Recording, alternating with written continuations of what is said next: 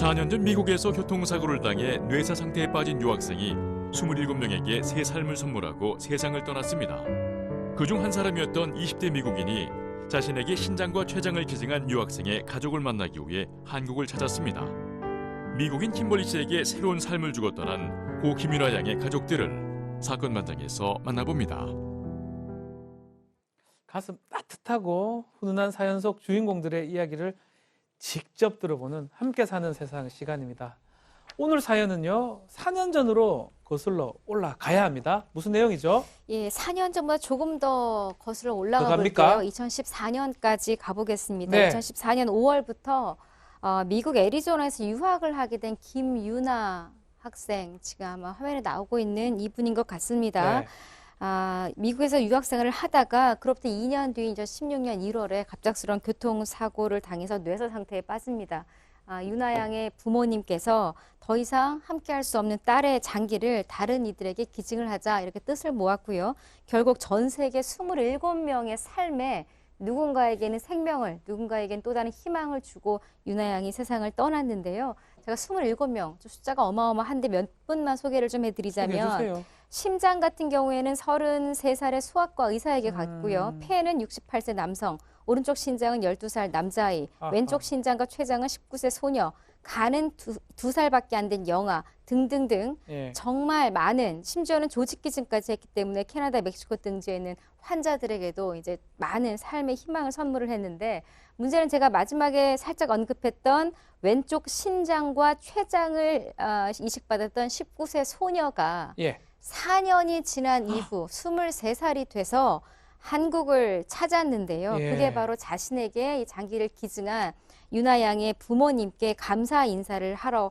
온 겁니다. 아하. 자신이 정말로 힘든 병을, 당뇨 합병증으로 신장이 모두 망가져서 혈액 투석기에 의지해서 하루하루 연명을 하고 있었다고 해요. 이 힘든 시기에 유나 양의 부모님의 결정으로 이렇게 신장과 췌장을 이식받아서 건강을 회복했고, 건강 회복으로 끝난 것이 아니라 이후에 결혼을 해서 행복한 가정을 꾸렸다. 다시 말해서 나는 췌장과 간을 이식받은 것이 아니라 나는 새로운 생명, 아하. 새로운 삶을 이식받았다라고 감사의 뜻을 전했습니다. 그 사람이 바로 킴벌리라는 사람인데요. 매일 9시간씩 혈액투석을 했었는데 이거 대신에 아주 평범하지만 좋은 삶을 살고 있는 김벌리입니다. 자, 멀리 미국에서부터 1만여 킬로미터를 날아와서 기증자의 가족들에게 감사의 마음을 전했는데요. 우선요, 킴벌리의 목소리를 직접 들어보겠습니다. I am very blessed to be in Korea to let everyone know that because of the gift of life you have given me, it has changed my life to feel better. Everyone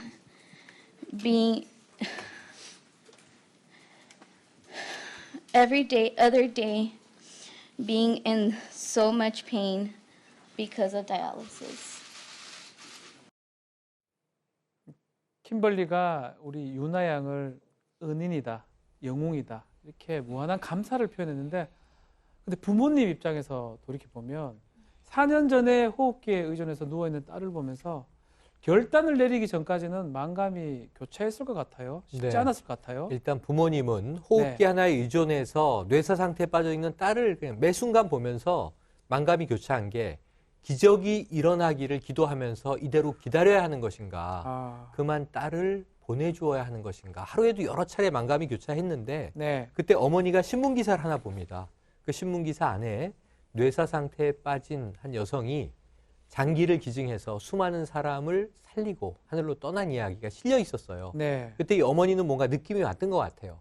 그런데 이 이야기를 차마 가족에게 못하는 거예요. 아하. 유나의 장기를 기증하자는 말을 못하고 있었는데, 그 시점에 남편이 먼저 여보, 우리 유나 장기 기증 이렇게 먼저 말을 꺼냈다고 합니다. 네. 그 순간에 어머니가 나도 같은 생각을 하고 있었는데요 하면서 이 부모가 이 결심을 하게 됐다고 토로를 합니다. 그렇지만 우리 제작진에게 딸에 대한 미안한 마음을 또 비치기도 했어요. 네, 참 상당히 가슴 아픈 이야기인데요. 그렇죠. 이제 유나 양의 아버지가 이제 전화로 이렇게 얘기했습니다. 사실 따지고 보면 어쨌든 유나한테 이제 허락받지 않고 한 행위 아니냐. 아하. 나는 좋은 마음에 순수한 마음에 그렇게 결정했는데 나중에 유나를 만나게 되면 이제 하늘나라에서 만나게 되면 그때 나는 괜찮다. 고마웠다. 난 다 이해하고 있다. 이런 이야기를 좀 들었으면 좋겠다라는 이야기를 했습니다. 자, 좀 막막한데요. 그렇기 때문에 킴벌리 씨를 처음 마주한 순간을 잊을 수가 없다고 합니다. 자, 유나 양 어머니의 목소리 들어보겠습니다. 어쨌든 저희가 장기는 기증했지만 그게 뭐 눈으로 확인된 것도 아니고 그냥 마음으로 저희가 이제 줬으니까 건강하게 잘 살겠지 이렇게 생각은 하지만 그래도 직접 이렇게 보니까 유나가 진짜 되게 큰일을 했구나. 그래서 또 유나랑 거의 비슷한 또래 아이 여자아이가 이제 받았고 그 애를 딱 보는 순간 그래도 어딘가에 이제 유나 장기가 있잖아요. 그래서 되게 대견스러웠고 또 킴벌리 씨도 열심히 그냥 투병 생활 잘 이겨내서 건강한 모습 보니까 생명이 진짜 소중함을 다시 한번 알게 되고 너무 기뻤습니다. 자, 앞으로도 우리 킴벌리 씨하고 소중한 인연을 이어가면서 살겠다 이런 얘기도 했어요. 맞습니다. 예. 이 킴벌리 씨는 유나 양의 이제 고향인 제주도를 찾을 예정이라고 하고요. 제주도를 방문하고 이제 귀국할 것이라고 얘기를 했습니다. 유나 양의 이제 어머니께서 뭐라 그랬냐면 제주도에 이 킴벌리 씨가 와서 유나 양이 사는 곳도 직접 한번 보고 또 유나 양이 버킷리스트에 이제 바닷가에 가는 못 가본 바다가 있다라 그래요. 근데 거기도 유나 양은 못 가지만 킴벌리 씨랑 대신 이제 가서 시간을 보낼 것이라고 하고요. 유나 양 아버지도 참 만감이 교차하지만 어쨌든 비슷한 또래의 아이가 이렇게 받아서 본인들을 찾아왔다는 거가 참 그래도 행운이고 행복하다라고 밝혔습니다. 자, 손소 변호사님. 근데 이렇게 장기 기증자하고 이식받은 사람이 이렇게 만나는 게 이게 법성으로 가능한지 그리고 우리나라에서 거의 처음 있는 일 아닌가요? 그렇습니다. 먼저 우리 법을 보면은요. 예. 장기 등 이식에 관한 법률이 있는데요. 여기에 31조가 비밀 유지 조항입니다.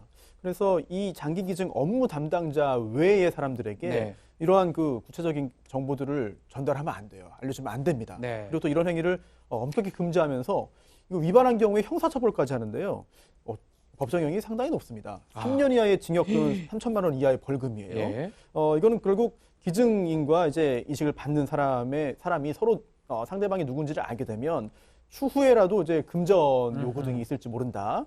그 기타 다른 부작용이 있을지 모르기 때문에 엄격하게 제한하고 있는데요. 네. 그런데 이 사례에서는 어떻게 만나게 됐는가, 어떻게 서로를 알게 됐는가, 바로 이 장기 이식이 우리나라가 아닌 미국에서 이루어졌기 때문에 우리나라 장기 기증에 관한 법률이 적용되지 않았기 때문입니다. 그렇군요. 국내 법이 기증인 가족하고 이식인의 고류를 막고 있기 때문에 그런 건데 먼저 이식자를 만나본 사람으로서 안타까움을 표하게 됐습니다. 이거 들어보겠습니다. 장기 이식하시는 분들이 마음은 대가를 바라고 처음에 시작하는 건 아니거든요. 대가 없이 순수한 마음에 주는 건데 그걸 오해하게 되면 나중에 뭐 대가를 바라는 것처럼 비칠 수 있는데 그런 마음 갖고 장기 이식을 허용하고 사인해주고 그러진 않거든요. 그 부분을 이해하셔서 법을 많이 고쳐줬으면 좀 더 나아졌으면 좋겠어요. 제도적으로 연구해서 그렇게 장기 플랜으로 갖고 가면 좋을 것 같아요. 자, 이 제도에 대해서 변화의 목소리가 있다면서요. 네, 변호의 목소리 있습니다. 일단 장기기증운동본부가 기증인 유가족의 마음의 치유를 위해서라도 네. 이식인과의 교류가 허용돼야 된다라는 주장을 하고 있어요. 왜냐하면 실사례자들의 얘기를 봤을 때 조금 전에 우리 사례자도 아빠가 이렇게 이야기하잖아요. 그러니까 준 일은 상당히 훌륭하고 우리가 지금 이게 훌륭하다고 하고 있습니다만 네. 정작 유가족들이 죄책감에 시달리는 거예요. 내가 좋은 일을 정말 한 걸까? 우리 아들이 우리 딸이 정말 이걸 원했을까? 그것 때문에 계속 마음속에 한처럼 딸이 아빠 잘했어, 괜찮아, 나는 다 이해해 이런 말을 한마디만 해줬으면 좋겠다라는 말을 하는 것 똑같은 말을 하고 있어요. 2011년에 장기 기증하고 세상을 떠난 아들을 보낸 어머니 같은 경우에도 네. 계속 주변에서 어떤 칭찬을 하더라도 그거보다 아들이 엄마 잘했어, 고마워, 나도 그걸 원했어 이런 말을 할까에 고민이 있었다라는 거예요. 이럴 때 내 아들의 장기를 이식받은 그 사람이 정말 감사합니다. 당신 덕분에 내가 잘 살고 있어요. 감사합니다. 한마디만 있다면 자기가 치유를 받고 일어날 수 있었을 텐데 굉장히 힘들었다는 이야기를 하면서 이제는 이런 것들이 좀 법적으로 당사자들의 입장을 좀 헤아린 교류가 허용되는 법안이 만들어지는 게 맞지 않느냐 이런 목소리가 나오고 있는 겁니다. 사랑한다는 말 한마디가 아쉽다는 기증자, 또 가족의 마음, 항상 가족으로 살겠다는 이식자의 마음, 함께 사는 세상으로 나아가는 길이라는 생각이 듭니다. 여기까지 말씀 나누겠습니다. 감사합니다.